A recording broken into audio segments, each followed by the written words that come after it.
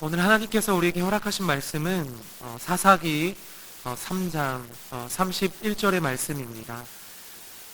구약 365페이지에 있습니다. 사사기 3장 우리 31절 우리 한 절의 말씀 함께 합독하도록 하겠습니다. 에훗 후에는 아낫의 아들 삼갈이 있어 소모는 막대기로 블레셋 사람 600명을 죽였고 그도 이스라엘을 구원하였더라. 아멘. 우리 한 번 더 기도하고 말씀 듣겠습니다. 하나님 아버지, 오늘도 이 귀한 주님의 놀라운 은혜를 감사하며 우리가 찬양할 수밖에 없음을 고백합니다. 하루하루 살아가는 것, 또 내가 이 자리에 앉아있는 것, 또 나의 살아가는 모든 미래 인생까지 감사하오니 오늘도 주님이 우리와 함께 하신 은혜로 이 말씀 속에 다시 한번 임하여 주시고 찾아와 주시고 우리를 깨닫게 하여 주시옵소서. 말씀이 힘이 되고 능력이 되어 이 땅을 살아갈 은혜가 되고 또 이 땅에 승리할 수 있는 능력이 되게 하여 주시옵소서. 예수님의 이름으로 기도하옵나이다. 아멘.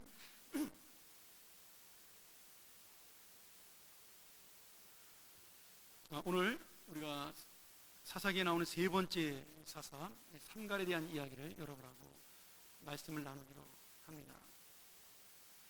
말씀에 나오는 이 사사 삼갈은 블레셋 사람들을 물리쳐서 이스라엘 백성들을 구원하는 사사가 되죠. 원래 블레셋은 지금도 그 지역이 있습니다. 우리가 지금은 팔레스타인이라고 부르는 그 이름이 성경에는 블레셋으로 번역이 되어 있는 겁니다.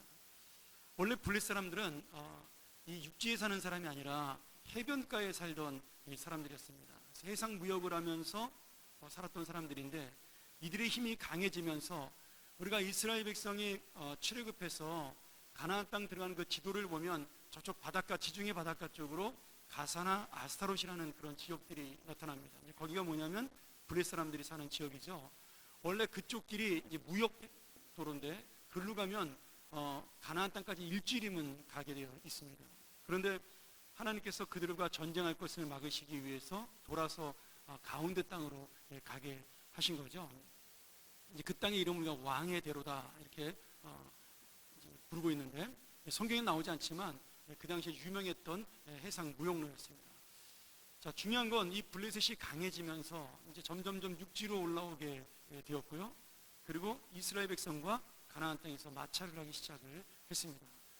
아마 오늘 나오는 성경의 이 블레셋군과의 전쟁이 이제 이스라엘 백성을 괴롭히는 첫 번째 전쟁이지만 이 뒤로 몇백 년 동안 계속해서 이스라엘은 이 블레셋과의 전쟁을 하게 됩니다.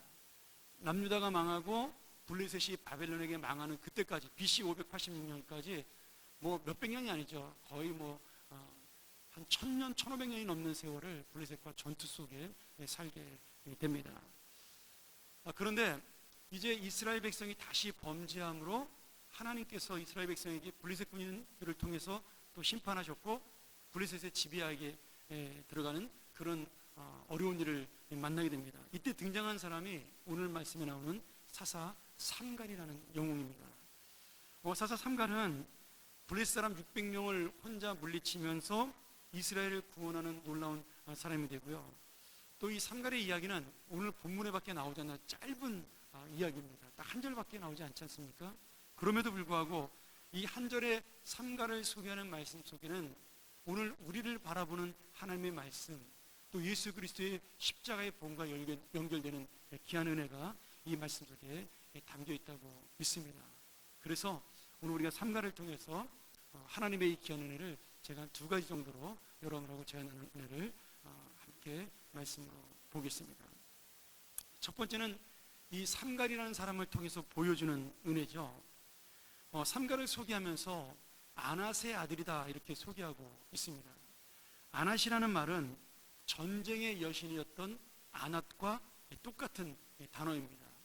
그래서 많은 학자들은 삼갈의 할아버지나 아버지가, 보통 할아버지겠죠, 그 자기 아들을 낳았을 때 그 아낫 우상을 섬겼기 때문에 아낫이라는 이름으로 지은 것이다 이렇게 추정을 하고 있고요.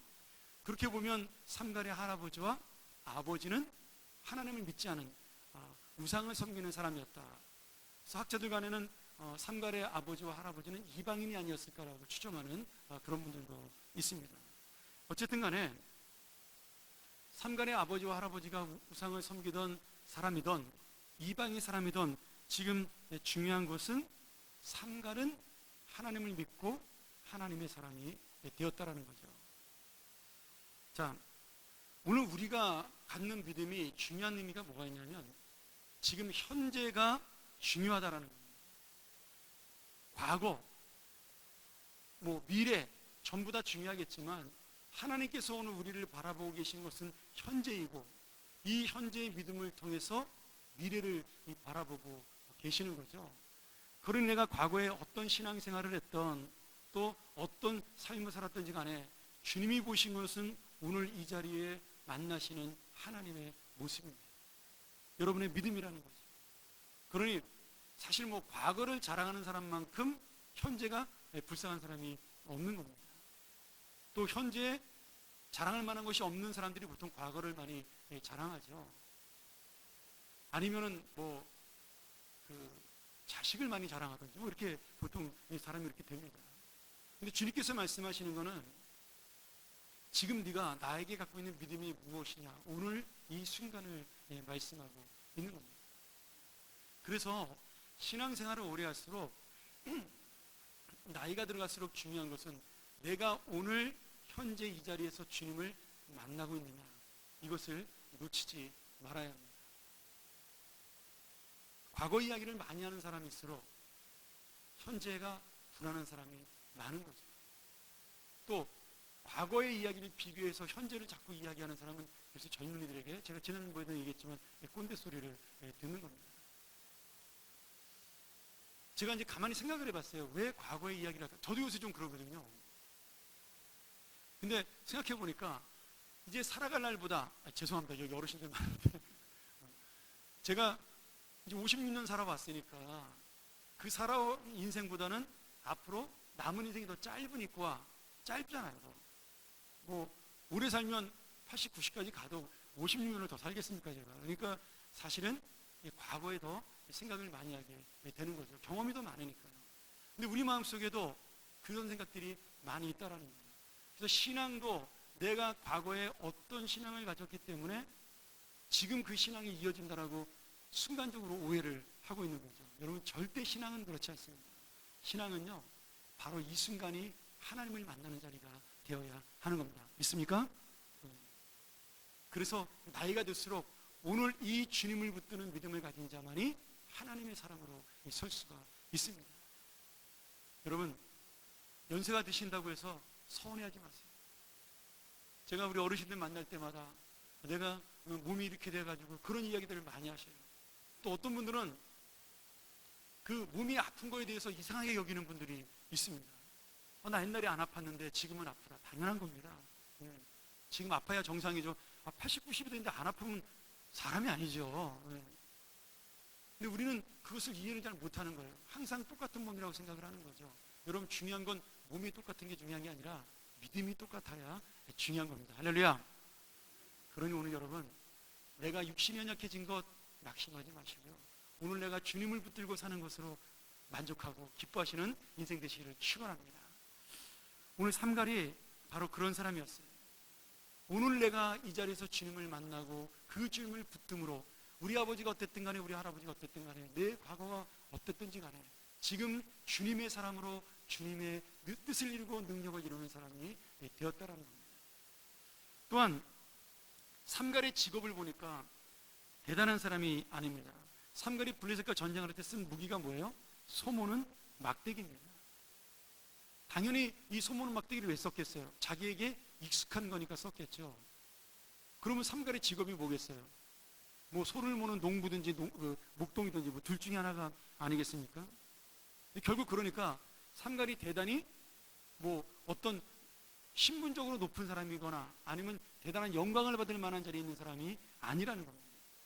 근데 주님께서는 우리가 지난번 배웠던 에훗이라는 사사를 통해서 그 사람이 오른손을 못 쓰지만 그 사람을 통해 1만의 그 모압 백성들, 모압 군인들을 물리친 것처럼 오늘 하나님께서는 또 이 삼갈이라는 사람을 사용하셔서 600명의 블레셋 군인을 소모는 막대기로 물리쳤다라는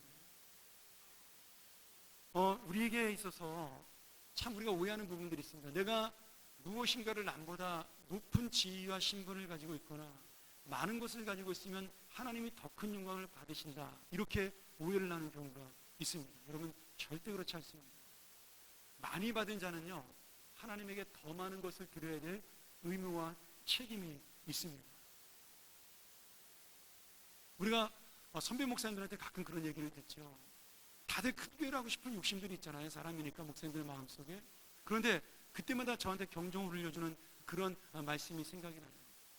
어떤 분에게는 하나님이 1000명의 교인을 주셨고, 어떤 분에게는 10,000명의 교인을 주셨고, 어떤 분에게는 100명의 교인을 주셨는데, 그 100명의 교인을 받은 분이 정말 주님 앞에 최선을 다하여 110명을 구원했다면 그 사람은 하나님 앞에 참익하고 충성된 종이다. 그러나 10,000명을 구원할 사람이 조금의 게으름을 통하여 최선을 다하지 않으므로 9,900명을 구원했다면 이 세상에서는 큰 교회의 목사로서 영광을 받을지 모르지만 하나님에게는 무익하고 게으른 종이 될 것이다라는 겁니다. 여러분, 많이 받은 것이 중요한 것이 아니라 내가 가지고 있는 그것으로 하나님의 일을 내가 최선을 다해 이루고 있는 것인가가 참으로 중요합니다. 그래서 오늘 말씀에도요, 삼가를 통해 이루어지는 귀한 역사, 에웃은 10,000명을 죽였습니다. 근데 지금 삼가는 몇 명이에요? 600명의 블레셋 군대를 물리쳤어요. 근데 똑같이 하나님은 뭐라고 평가하셔요? 이스라엘을 구원했다라고 똑같이 표현하고 있습니다. 내가 조금 높은 자리에 못 올라가도 우리 회사 다니는 분들 그런 것 때문에 너무 크게 스트레스 받지 마세요. 내가 남보다 좀 못 산다 하더라도, 내 자식이 크게 자랑할 만한 것이 없다 하더라도, 정말 하나님의 믿음 가운데 서 있다면 오늘 600명을 물리친 삼갈이나 10,000명을 물리친 에웃이나 하나님 앞에서는 착하고 충성된 종으로 하나님의 사용되는 놀라운 능력자로 하나님이 세우실 줄로 믿습니다. 여러분, 내가 가진 것으로 충성하는 것, 내가 있는 자리에서 바로 그 최선의 것을 다하여 드리는 것, 그것이 바로 하나님이 가장 원하시는 과부의 두렵도 하나님의 예물이요, 하나님께 대한 충성이라고 믿습니다. 제가 지난 세미나 때 그 강사 목사님에게 그런 이야기를 들었습니다. 요새 우리 부모님들이 얼마나 신앙이 안 좋냐면, 죄송합니다, 주일날 아이들이 시험을 본다 그러면 학교를 빠지고 학원에 가는 것에 대해서 동의한다라고 말한 사람들이 교회 집사님들이 더 많다는 거예요. 일반 사람들. 더 황당한 건 무명으로 중직자들, 장로, 권사, 안수 집사까지 통계를 냈는데 장로, 권사, 안수 집사가 퍼센티지가 더 높다라는 겁니다. 저한테 굉장히 큰 충격이 있어요. 에이, 설마. 그분이 통계표를 쭉 이렇게 보여주더라고요. 여러분, 제가 그 목사님 한번 모셔다가 우리 교회에서 강의 한번 들으려고 그래요. 제가 교육자들하고 얘기했어요. 이 강의 꼭 들어야 되겠다. 그분이 이런 말씀하셔요. 믿음 좋은 집사님들, 권사님들, 이런 분들이 아이를 태우고 주일날 학원에 내려준다는 거예요. 그러면서 이렇게 얘기한다는 거죠. 야, 너 공부 열심히 해가지고 좋은 대학 들어서 하나님 영광 드려. 나는 이제부터 네가 하나님 영광 돌릴 수 있도록 교회 가서 열심히 기도하마. 그리고 애를 학원에 내려주고 당신은 교회 가서 기도한다는 거죠. 여러분, 우리가 지금 이 삼가를 주시는 하나님의 교훈을 아셔야 돼요. 하나님이 어떤 사람을 쓰느냐, 하나님이 어떤 은혜를 가지고 사람을 바라보느냐, 우리가 이 세상의 가치와 기준을 가지고 사람을 바라봐서 안 된다는 거예요. 저는 그런 의미로 볼 때 이 교회가 지금 가장 중요시 여기는 것은 정치와 경제가 아닙니다. 다음 세대에 대한 교육이에요. 여러분, 정치와 경제는요, 무너지지 않습니다. 좀 어렵고 힘들어도 우리나라 IMF도 이긴 나라인데 하나님이 도우시는 나라인데, 근데 교육은 그렇지 않아요. 사사기서가 증명하는 겁니다. 신앙교육이 실패한 교회, 신앙교육이 실패한 나라는 반드시 망합니다. 정치 때문에 망하거나 경제 때문에 망하는 나라 세계 역사에 얼마 되지 않습니다. 그러나 사람을 키우지 못하고 그 사람을 세우지 못한 나라는요, 반드시 망합니다.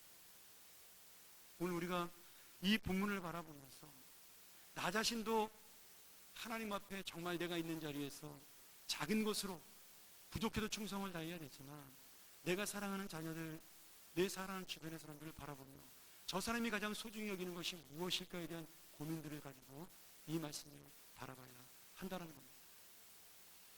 오늘 주님께서는 한 달란트, 두 달란트, 다 달란트, 달란트가 중요한 게 아니라 그 달란트를 가지고 어떻게 사용했느냐가 훨씬 더 중요하다라는 거죠. 여러분, 하나님 주신 그 많은 재산 가지고 어떻게 쓰셨어요? 하나님 주신 그 좋은 건강 가지고 무엇을 위해 사셨어요? 하나님 주신 그 권력과 명예를 가지고 하나님의 나라를 위해서 어떻게 쓰셨어요? 하나님이 보시는 것은 그것입니다. 이 땅에 여러분이 무엇을 남기든, 여러분이 무엇을 얼마나 이름을 날리든 하나님과는 아무 상관없는 문제라는 거죠. 오늘 그것이 삼갈이 보여주는 교훈입니다. 한 줄의 말씀이지만 이 한 줄이 이스라엘 구원했다라는 거예요. 오늘 이스라엘 백성들이 이 말씀을 통해 제가 하나 깨달은 게 있습니다. 광야 생활을 할 때 반석에서 물이 솟아나오는 장면이 두 번 나옵니다. 먼저 출애굽기 17장 6절이죠.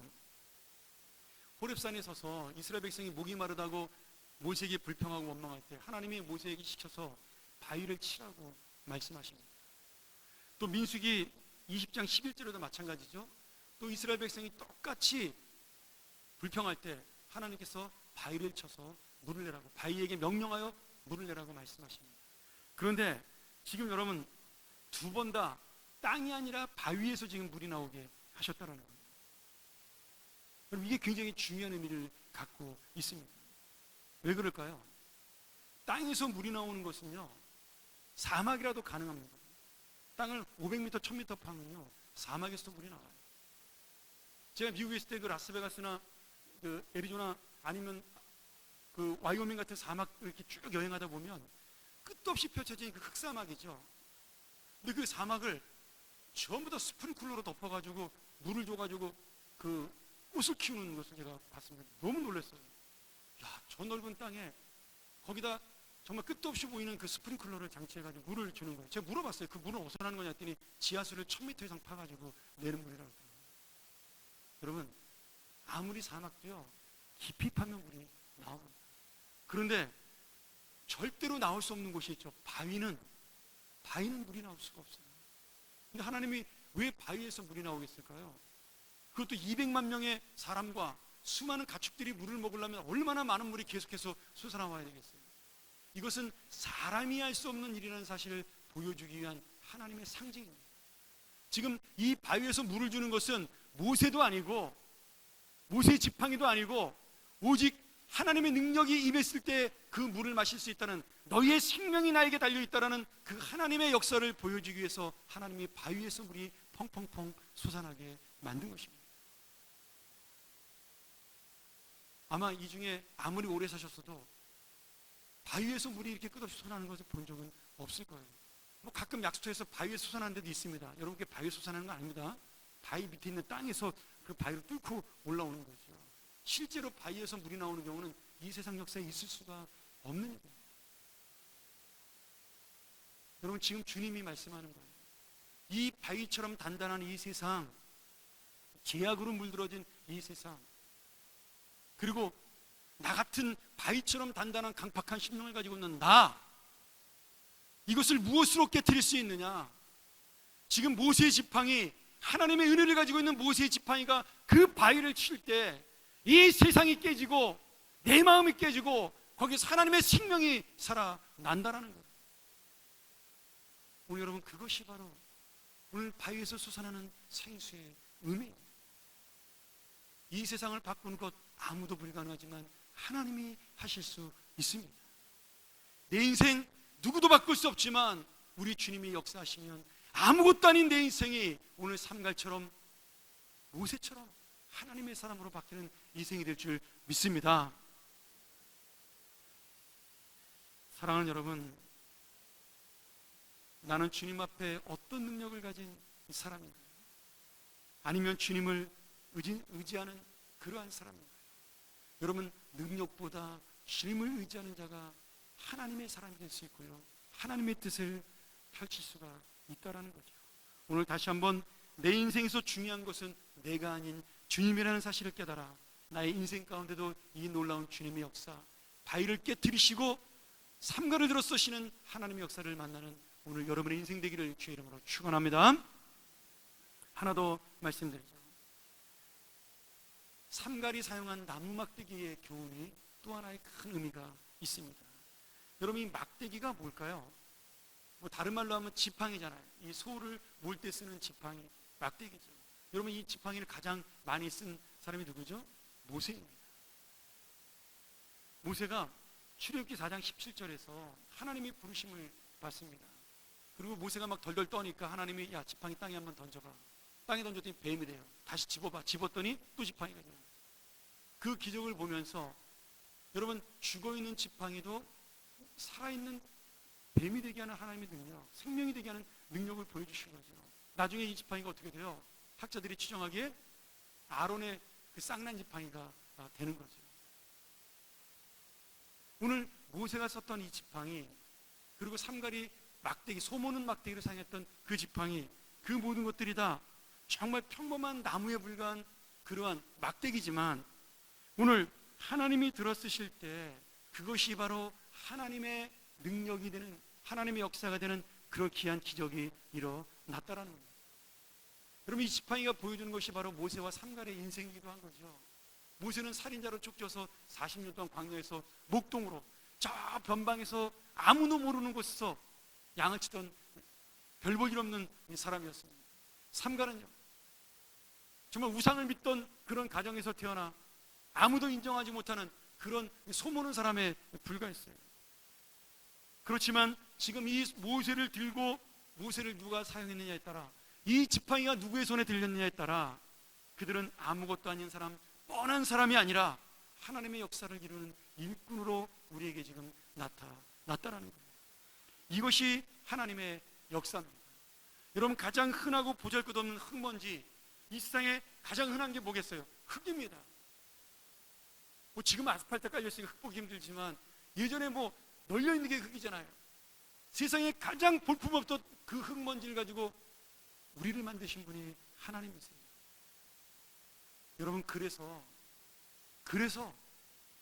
우리는 아무것도 아니라는 거예요. 하나님만이 최고라는 거예요. 오늘 내가 크고 힘 있는 사람에 대해서 주님의 일을 하는 것이 아니라 주님이 나를 사용해야 그 능력이 발휘가 되고 그 힘이 나타난다라는 겁니다. 다윗의 물맷돌이 골리앗의 이마를 때린 것, 그 물맷돌 길가에 떨어진 짱돌에 불과하지만 하나님의 도구가 되었다라는 거죠. 한 손이 들고 있던 보리떡 5개와 물고기 2마리는 아무것도 아닌 한 끼 식사도 안 되는 양에 불과하지만 그 한 끼의 식사가 예수 그리스도의 손에 들려져 주님의 능력이 나타났을 때 2만 명을 먹이고도 남는 놀라운 역사가 일어나게 된 것입니다. 여러분, 눈에 보이는 것이 중요한 것이 아니라 하나님이 붙드는 분야가 중요합니다. 제가 오늘 이 말씀 보면서 하나님이 가장 큰 은혜를 주신 내용이 있습니다. 바로 이 막대기의 능력 중에서 예수 그리스도의 십자가가 된 막대기입니다. 우리 한번 하나님 말씀 같이 볼까요? 베드로전서 2장 24절입니다. 이 말씀 굉장히 좋은 말씀이니까 우리 한번 같이 한 목소리로 봉독하죠. 친히 나무에 달려 그 몸으로 우리 죄를 담당하셨으니 이는 우리로 죄에 대하여 죽고 의에 대하여 살게 하려 하심이라. 그가 채찍에 맞음으로 너희는 나음을 얻었나니. 여러분, 왜 사람을 매달아 죽이는 십자가를 지금 나무라고 표현했을까요? 이게 중요합니다. 민수기서에 보면 이스라엘 백성들이 하나님께 원망과 불평하다가 불뱀에 물리는 사건이 일어납니다. 그때 모세가 하나님께 기도함으로 하나님께서 놋뱀을 만들어 장대에 매달아 달면 그 장대를 바라보는 자, 사실은 나무에 매달린 놋뱀을 바라보는 자죠. 장대가 아니라. 근데 실제로는 놋뱀을 바라보면 뭐도 보여요? 장대도 보이는 겁니다. 그 장대를 바라보는 자는 그 불뱀에 물린 것이 깨끗이 낫는다라고 말씀하셨어요. 그리고 그 역사가 일어납니다. 여러분, 이 장대에 매달린 놋뱀이 누구를 상징하는 거예요? 나무에 매달린 예수 그리스도를 말씀하는 겁니다. 여러분, 왜 나무라는 표현을 썼을까요? 십자가를. 이 나무는 바로 막대기에 불과한 겁니다. 이 막대기를 세워서 십자가를 만든 거죠. 그게 나무예요. 그런데 이 나무로 만든 십자가가 원래 쓰던 곳이 뭐예요? 사람을 매달아서 죽이는 아주 악독한 형벌이었어요. 그런데 예수 그리스도가 그 십자가에 매달림으로, 그 나무에 매달림으로, 그 사람을 죽이는 십자가는 세상을 구원하고 사람을 살리는 십자가가 되었습니다. 죽음의 막대기는 생명의 막대기가 되었고요, 저주의 막대기는 구원의 막대기가 되었습니다. 조롱과 멸시의 막대기는 예수 그리스도를 통하여 그 피가 막대기의 흐름으로 사랑과 희생의 막대기가 되어 이제는 사람들이 바라보는 영광의 막대기가 되었습니다. 우리가 그 십자가를 바라보고 살잖아요. 오늘 여러분, 이 막대기가 누구예요?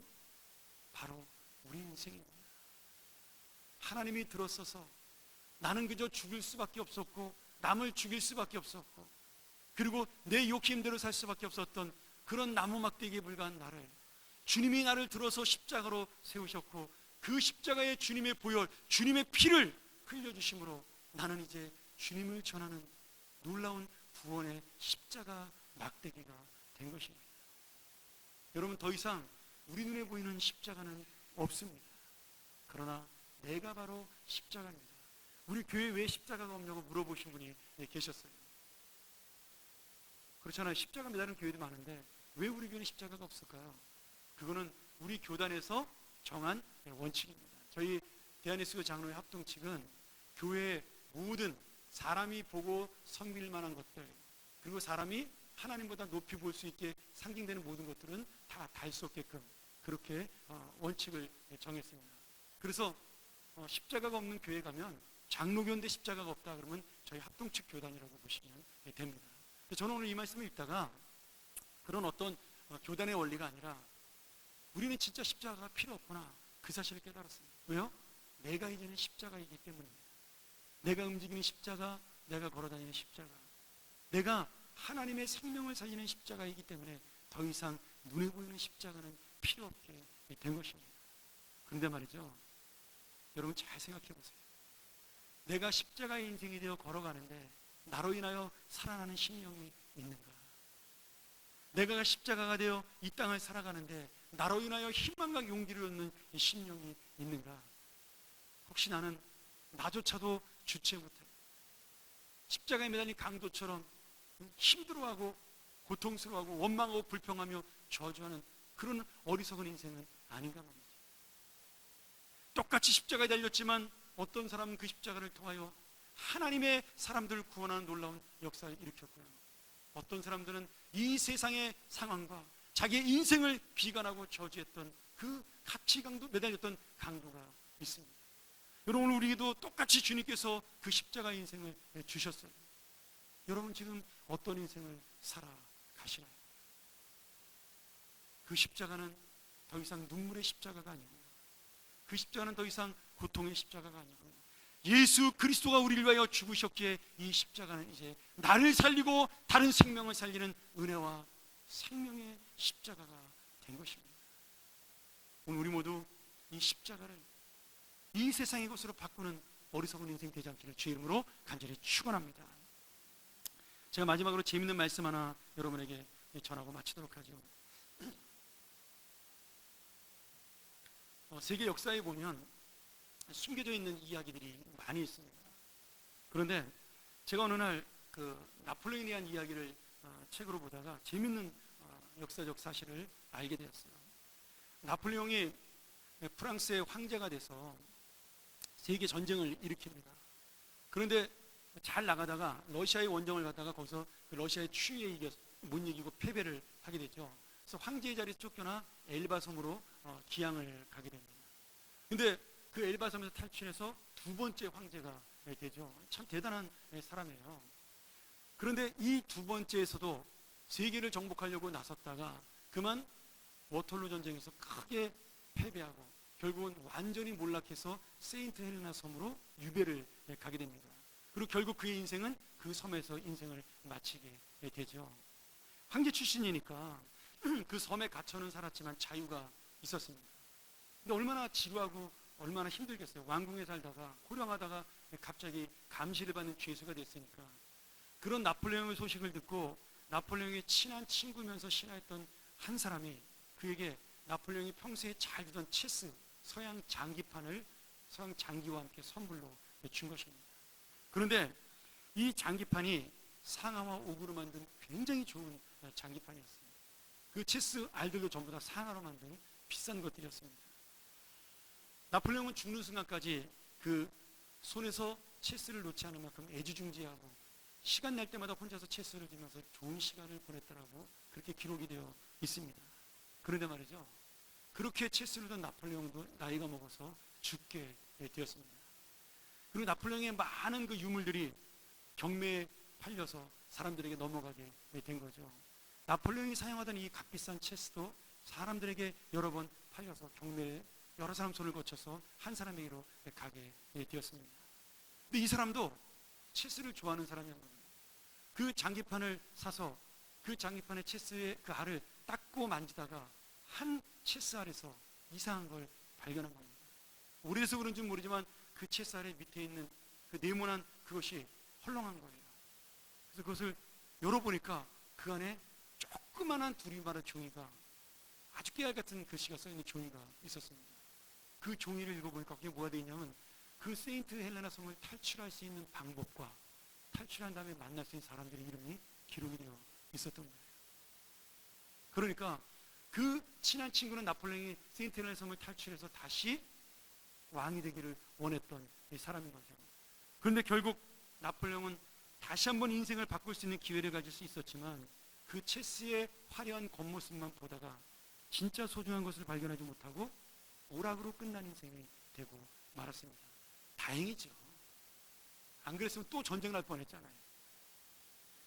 그런데 말이죠, 제가 이 말씀을 보다가 우리가 받은 십자가의 은혜가 생각이 났습니다. 진과 영원토록 우리를 보호하고 인도하시는 이 십자가, 생명을 살리는 십자가의 은혜를 깨닫지 못하면 그 중요한 나무 십자가의 비밀도, 그 믿음과 신앙도 그저 나를 잠깐 즐겁게 해주는 취미에 불과하고 교양에 불과한 종교 생활이 되는 겁니다. 이제 살 만큼 사니까 나도 교양 있게 남들이 믿는 종교 한번 믿어봐야지. 여러분, 십자가는 그런 거 아닙니다. 내가 그저 장사는 한번 해보려니까, 사람들 많이 다니는 교회 가면 좀 도움되니까 한번 믿어볼까? 여러분, 십자가는 그런 것이 아니에요. 이 십자가는 우리의 생명을 살리고 우리의 영원한 인생을 책임지는 하나님의 능력이에요. 내가 따라가야 될 예수 그리스도의 마지막 삶이요 흔적입니다. 오늘 우리가 그것을 놓치며 살아간다면 나폴레옹이 놓쳤던 그 탈출 지도보다 훨씬 더 큰 생명을 놓치고 사는 어리석은 인생이 된다라는 거죠. 사랑하는 여러분, 이스라엘 백성은 이런 은혜를 깨닫지 못했습니다. 그 능력과 은혜를 누리면서도 알지 못했고요, 이미 막대기 같은 인생을 크게 쓰셔서 지금 가나안 땅에 부르셨던 하나님의 은혜를 알지 못했기에 계속해서 범죄하며 살아가는 인생이 되었습니다. 오늘 여러분, 우리들의 인생은 어떨까요? 많은 것을 가진 것이 중요한 것도 아니고 높은 것을 가진 것도 중요한 것이 아니라 하나님의 믿음으로 사는 것, 하나님의 십자가를 붙들고 사는 것, 내가 삼갈처럼 아무것도 아닌 인생이요 막대기처럼 마른 나무에 불과할지라도 하나님이 나를 위해 준비해 놓은 인생을 기억하고 살아간다면 오늘 우리를 통해 역사하시는 하나님의 은혜를 만나고 이 땅에서 다시 한번 참된 십자가가 되어 예수 그리스도의 남은 고난을 내 마음과 삶에 새기는 그런 귀한 인생이 될 줄로 믿습니다. 사랑하는 여러분, 오늘 이 귀한 나무 십자가의 은혜, 막대기의 은혜, 그리고 보잘것없는 상갈과 모세의 은혜가 바로 우리의 은혜가 되어 오늘도 우리의 삶을 통하여 우리의 귀한 믿음을 통하여 다시 한번 하나님의 역사를 드러내는 귀한 인생 되시기를 주님의 이름으로 간절히 축원합니다. 우리 한번 이 시간 다시 한번 주님의 말씀 기억하면서 함께 기도하기를 소원합니다. 하나님께서 우리를 통해서, 우리가 일부 예배 때마다 그런 축복성을 불러요. 메마른 땅에 샘물 나게 하시길. 아니, 반석같이 단단한, 바위처럼 단단한 이 세상에서 하나님의 영생수가 흐를 수 있도록, 그것을 통하여 이 땅의 정치가도, 이 땅의 행정가도, 이 땅의 부자도 주지 못하는 그런 가난한 영혼, 목마른 영혼에게 하나님의 샘물과 같은 사랑을 주는 그런 놀라운 하나님의 사람이 될 수 있도록, 예수님처럼 내가 이 십자가를 통하여 다른 사람을 살리는 헌신과 섬김 삶을 통해 생명이 살아나는 나의 십자가의 삶이 되도록, 나는 아무것도 아닌 인생이나 나를 통하여 이루시는 주님의 뜻을 발견하는 인생이 될 수 있도록, 우리 한번 다시 한번 이 시간 이 말씀을 가지고 기도하겠습니다. 하나님 아버지, 우리를 통하여 이 메마른 땅에 샘물 나게 하시고, 가난하고 목마른 영혼들이 우리를 통하여 하나님의 사랑을 알고 하나님의 놀라운 은혜를 알고 우리처럼 하나님에게 쓰임받는 자들이 되게 도와 주시옵소서. 오늘도 이 놀라운 십자가의 은혜, 우리가 취미와 교양이 아니라 생명이 되고 나의 영원한 인생이 되게 하여 주시옵소서.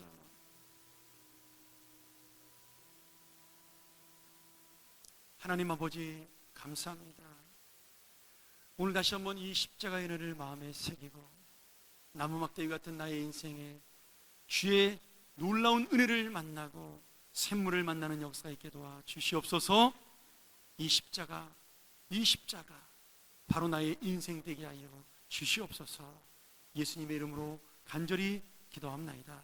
아멘.